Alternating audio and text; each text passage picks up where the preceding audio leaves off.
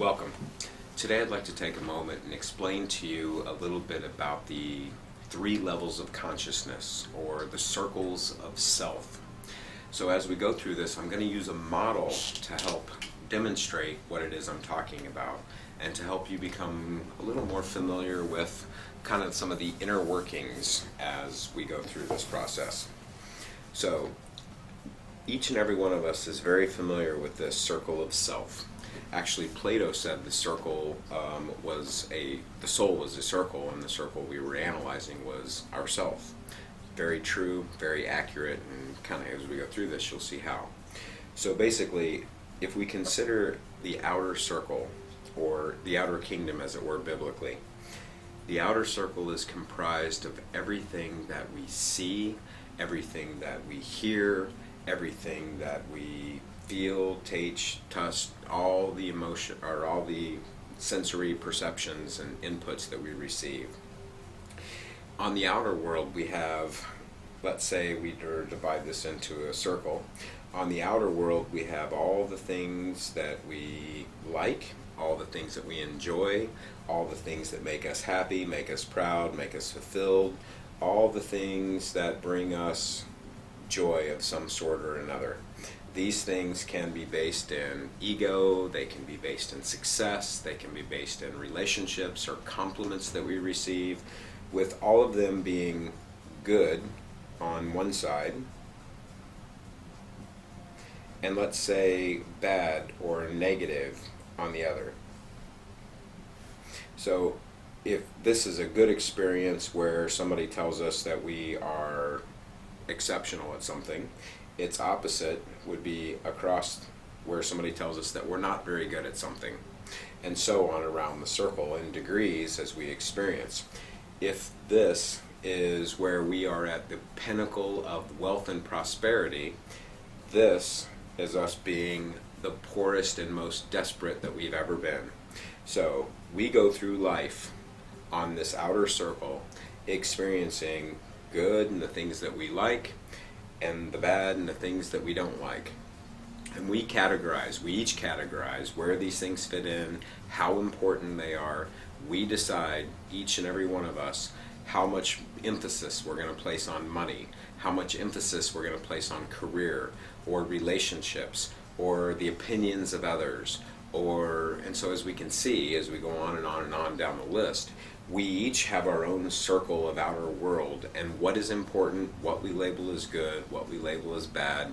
And these things end up becoming our driving forces, things that push us, that motivate us. They can also, on the bad side, be the things that trap us, be the things that limit us. The bad things in this outer web or circle would be things, they could be jealousy, they could be anger, they could be all of the negative emotions and feelings reside on the bad or on the negative side. I would say this is kind of akin to what Jesus referred to as bondage. These things over here would be what the Buddha referred to as suffering, the things that bring us anguish, suffering, heartache, pain, the things that tie us or connect us to, oh, I want to do this but I can't, because that story then gets rooted somewhere over here on this side of the circle. With, of course, its opposite on the other side. If you were free from all constraints, what would you do? How would you do it? Blah, blah, blah. So this, level 1, which every single human being on the planet has experience with, is the outer kingdom, the outer world. The second level of self occurs on the inner kingdom. The inner kingdom, or in this case, level 2, is the world where we start running into mind, where we start thinking about all of the experiences that we've had. We start thinking about all the interactions. We start thinking about different ways and different formats on how to bring more of the good to ourselves and how to avoid the bad. Sometimes we come up with good strategies, sometimes we come up with poor strategies, sometimes we get into a loop where we keep making the same choice over and over, looking for an outcome or an experience, and we just continue us in that little area. And there are so many countless places for us to experience, all with the point of knowing who we are, the journey to the center of self. So I can do this for years, and I can identify myself with, let's say this is my job. I identify myself with this job. Let's say I'm a Marine. I'm identifying with being a Marine. So my whole life, my whole foundation, all my experiences become about me as a Marine. This is good, this is fine, with the exception of A, it limits us from all the other portions of who we are, and B, what happens when we are no longer? What happens if we get discharged? What happens if we are injured? What happens if we just expand our career and retire? Then we are no longer who we think we are. This is the identity crisis that many people have at some point in their life, usually later in life, obviously. This is also one of the issues and points where we find where retirement seems to be the number one killer among older individuals. And that's because the retired person loses their meaning and purpose, their sense of who they are and what life is all about. Anyway, the inner world, the mental component of all of this, we actually see something happen, we look to the inner world, and then we decide what we think about it. We decide how we're going to interpret it. We interpret things good as typically being positive, and we typically want those. We interpret things negative or bad that happen to us, and we look for blame, we look for fault, we look to avoid these things because we don't want these things occurring in our life. And so as we move around the circle, we begin to realize that all of our cause and effect, we have a mental mindset, we want to experience a certain thing, so therefore we make a certain choice, and that choice then shows up in the outer world as what happens, which is our experience.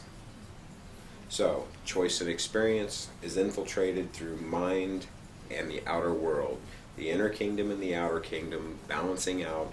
With every choice comes experience. With every experience, we may have to make a choice. And so the interplay between these of good and bad, or thought and outcome, is what we experience as the daily ongoing process of life. The journey of life, the school of hard knocks, sometimes good, sometimes bad. And it circles around, and each one of us goes through all of these processes over and over and over. Well, on this representation, the three circles, what we see is that anytime we're on the negative side of this circle, anything that happens that we perceive as bad ultimately ends up going on the inner circle, and it ends up creating thoughts, feelings, and situations that create suffering, anxiety, pain, you name it, anything negative, anything bad. The mind interprets all of this as being bad, negative, or harmful in some way. This leads us into fear. Fear is the great enemy. It is exactly why the Bible and the ancients talked about using perfect love to cast out all fear. When the mind is fearful, it makes choices of avoidance. It makes choices of based out of, if I'm afraid in a relationship, I'm going to experience jealousy. I'm going to experience probably being someone who is going to be suspicious. I'm going to experience anxiety that my partner will leave me. I'm going to walk on eggshells as I tiptoe around feeling insecure, all based in fear, which then leads me to have bad experiences or bad relationship. And as the more fear I bring into the relationship, the worse the relationship gets. And it's a circle that continues on and on and on. On the other side of the coin, If I am completely experiencing a loving, kind, caring relationship that is filled with trust and all of the finer qualities that we typically associate with a relationship, my thoughts are good. My thoughts are happy. My thoughts are healthy. My thoughts are of care and of concern, of freedom. I'm not thinking things like jealousy or suspicion. I'm not thinking of distrust or mistrust. I'm not thinking of all the negative possibilities, the what ifs.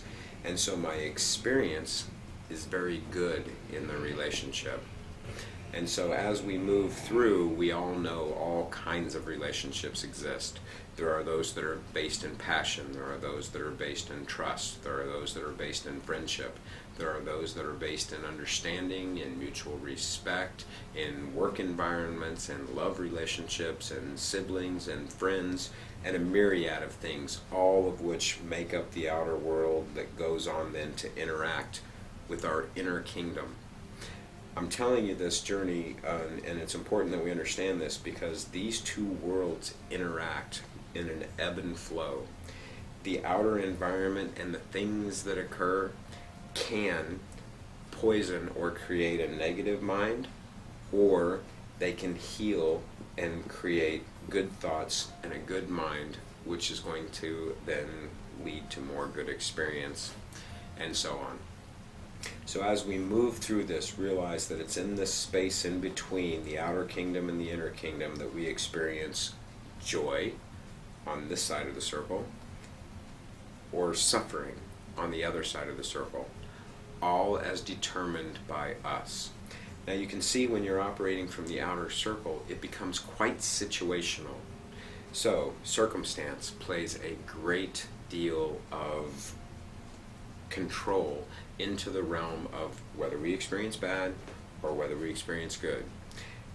Realizing the cause and effect is only this good when you have control. And so what we do is we all fight for control. 80% of the choices that each one of us make are in an attempt to control something. We may be trying to control or avoid pain, suffering, bad things happening that we've had happen before, accidents, mishaps, and so we become planners, we become we become control freaks maybe, where we have to make sure everything is exactly this way because something in our past showed us that something really bad can happen or that we have undesirable outcomes. On the other hand, we can try and control and bring all these good things. We can try and control relationships. We can try and control our own emotional happiness. Drug addictions, alcohol addictions come from us trying to control our mood states and our mental emotional bodies. All of these things that occur exist in between these two realms, which is all one great big battle for control. Now, once we actually get into the inner circle, what we realize is that there is another level, the inner kingdom, the holiest of holies. This place right here is the place that I would say is your essence, your consciousness, your spirit, your soul. This is who you are at the deepest core of your own individuality. It is in this place that you begin to understand the whole concept of perfect love cast out all fear. Well, in here is where perfect love exists. And the reason it casts out all fear is because fear only exists as we bounce in between mind and outer world experiences and what we think or feel or how people see us.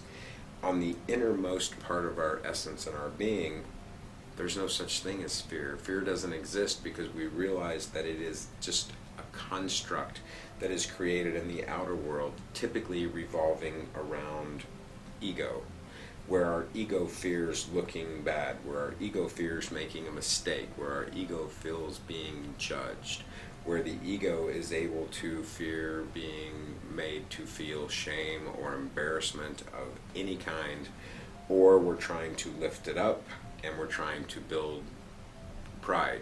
We're trying to build conditions of worth, where we feel worthy because. All of those things are constructs of the ego and of outer world experiences and the inner world of our thoughts. Really, in essence, the whole concept of this centermost point is a place of the higher self, a place where enlightenment would exist in this place. What we begin to realize is that there is a thinker behind the thoughts. Now, how do we know this? Once you start analyzing what you're actually thinking, you have met this part of yourself. Once you actually look and say, why do I think this way? What was I thinking? What am I trying to gain here? Is that really the best thought for me? Once you're able to start catching your own negative thoughts, once you're able to start becoming aware of your own negative thoughts, your own patterns of negative behavior, your own cyclical journey through these elements of the bad of thought and outer world experiences, you realize that you actually have the ability to consciously participate in what you're thinking, in what you're feeling, therefore creating what you're experiencing and what you're creating on the outside world. All of the things that you want to bring into your life, all of the things that you want to create, all of the things that you want to feel, the way you want to be, the way you want to be seen, all of these things are constructed at the core essence of your being in the highest self, your spirit, your soul, your divine identity. In this place, there's no need for self-judgment because you realize that's just a thought. And that thought is no more valid than thinking that you are overly fantastic at something. Pride, opposite scenario, opposite side of the circle. If pride lives here, we're proud of ourselves for doing something great, then this is low self-esteem or disgust or something where we feel like we should have done better, that we're the worst. You know, the self-critic, we all have it, the inner critic. Now here's what we have to understand. There's a little voice that lives inside of each and every one of us that actually is both the critic, the one who tears us down, the one who says you're no good, the one who says you're not worthy, the one who says you're a loser, the one who says you're not thin enough, the one who says you're not smart enough, the one who says you're not wealthy enough, the one who says blah, blah, blah, blah, blah. And then there's another voice that says, yeah, you rock, you're the man, and then it leads through us. Nice job. All of those things, that little inner voice is the thought of mind. Behind that is the voice of the rational one who is able to actually do so without the flavor of emotions, without disdain, without judging you, without raising you up. In fact, this one will say, really? Are you making this choice out of ego? Are you just trying to look good? Or is this really what you want to do and how you want to be? And the same thing, it can say, really? You think you're terrible? You think that's really that bad? Come on, everybody makes mistakes. Really? I mean, so you made a mistake. Pick up your bootstraps, get back on the horse, and let's go. Now you've learned something and you can take with you on this lesson. It's the one that is in balance. It's the one that operates without ego, without looking good, without the need for finance or money or this or that or the other, or to acquire stuff and possessions and materialism. It's the one that also would never condemn you, chastise you, criticize you, tear you down, tell you you're not good enough, tell you you can't, tell you that you're not smart enough, tell you whatever it is that you've heard all your life or the story that you've become to believe. It is one that is in balance, that would always say, love is the way. If you want something and you're willing to put in the time and energy to acquire and attain and practice and perfect, you can have it. If you don't want something, if you're willing to look and see what's going on in your world and you're able to understand the choices that you're making and the things that are driving that circumstance, and you're able to make a new choice or release yourself from that pattern, so be that. Realize this one simple thing. Most of the world seeks happiness. Happiness is an internal quality that can only be established by you. Otherwise, happiness, if the first time you're happy and sitting over here, something bad comes along and happens, and boom, now you're unhappy and you're miserable. That's not true happiness. That's conditional upon experience, upon happenings, outcomes. We'd call those accidents. The truth is, there are no such thing as accidents. There are no such thing as coincidences. Everything happens for a reason, and this reason is to help teach and shape and educate us about the way we interact with life and events, to understand ultimately that there is another layer or level of self that lives behind the one we think lives inside of us in our mind that we've grown up with, or ego. This is the spiritual nature that we were discussed. It is this being and this individual that I believe humanity is heading towards right this very second.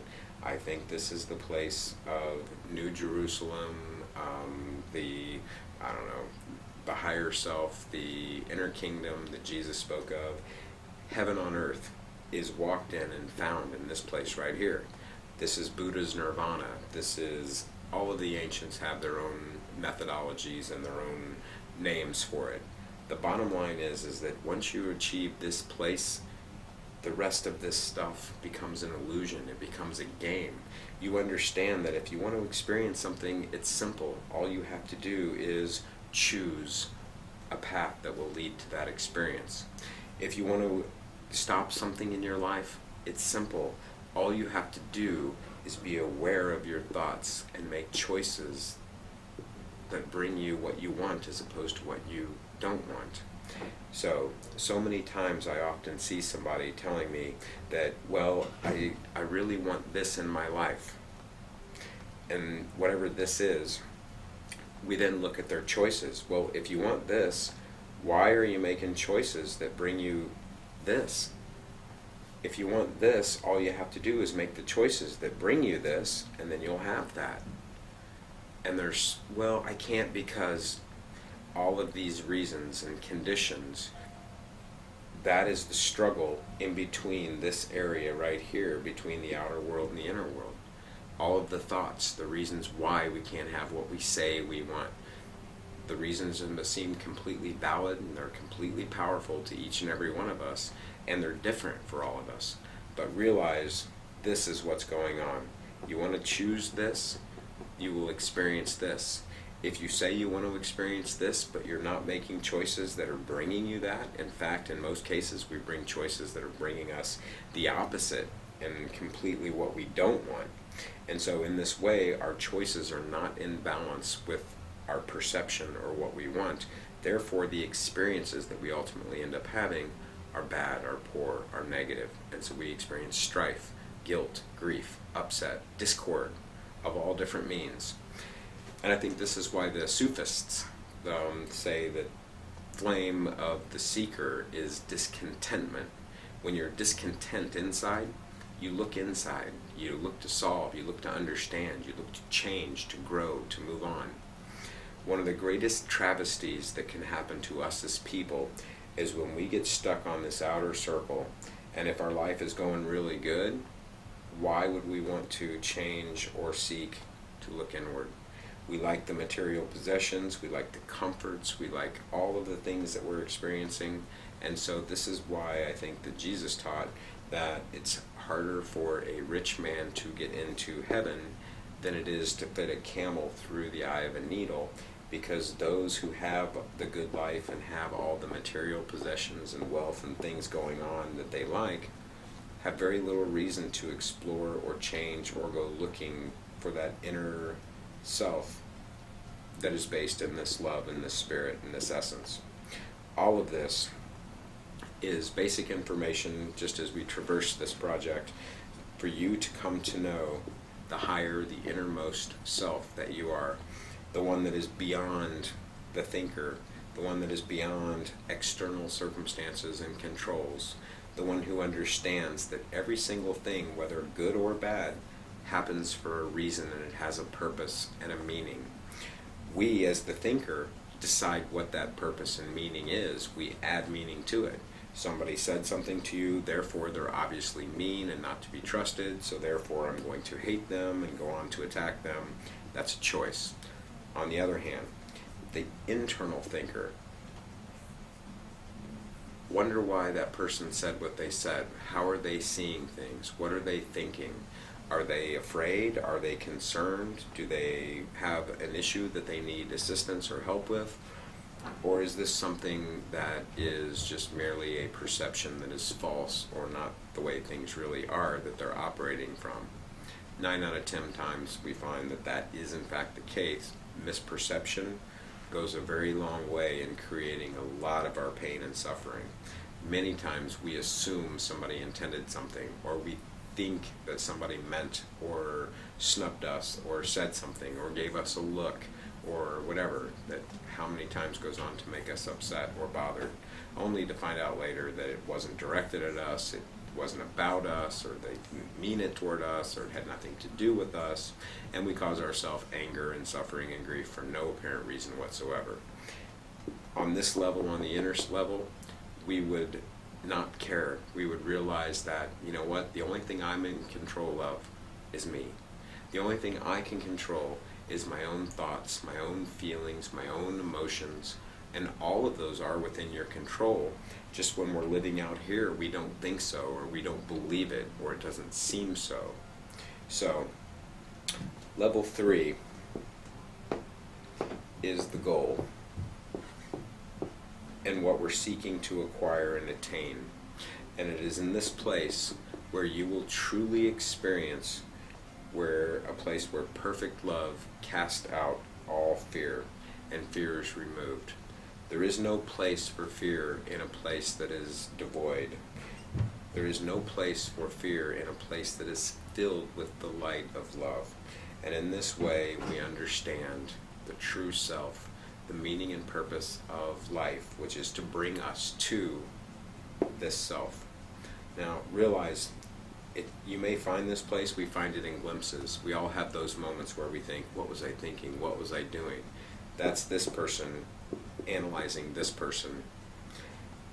As we spin and as the circles of life continue to spin round and round, sometimes we get pulled off one level, and even if it's intense enough, to another level, and we fight to come back onto this level, and we fight to go back into this level, and something happens, and we start thinking about it, and then all of a sudden we're back out on this level.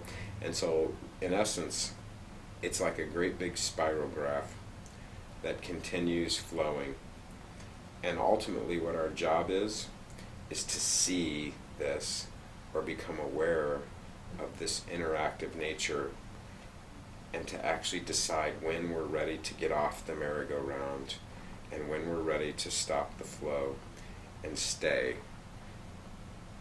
This is the place where we are our true essence, where we find out who we are. This is the place where we stop the outer illusions and the circles from spinning. This is the place where we become likened to the masters. The I am phase of life exists here, not out here. True happiness and peace reside in here, not out here. The mind is the mediator that functions between the outer world where we use our body and the inner world of spirit. The mind is stuck right square in the middle and is the mediator between these two worlds. And that's why it's important for us to get an understanding of our mindfulness, of our mental worlds, of what's going on. So, welcome to the 3 levels of consciousness, and may you take a firm understanding of who you are and reach it and become the best person you can be. Have a great day.